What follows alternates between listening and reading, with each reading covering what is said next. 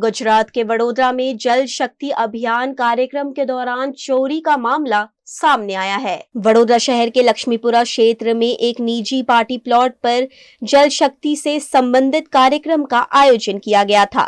कार्यक्रम में बड़ी संख्या में लोग शामिल हुए। कार्यक्रम के दौरान भोजन व्यवस्था की लाइन में खड़े लोगों के पर्स चोरी हो गए।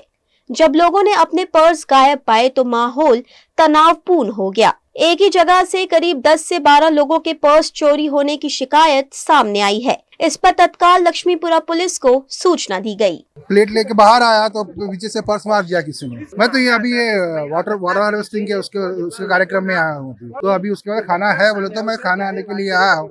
तो अभी प्लेट लिया, जैसे कि प्लेट लिया देखे तो पीछे से पर्स मार दिया और मेरे पास में तो बहुत सारे पैसे भी थे और सारे दूसरे कार्ड्स भी थे।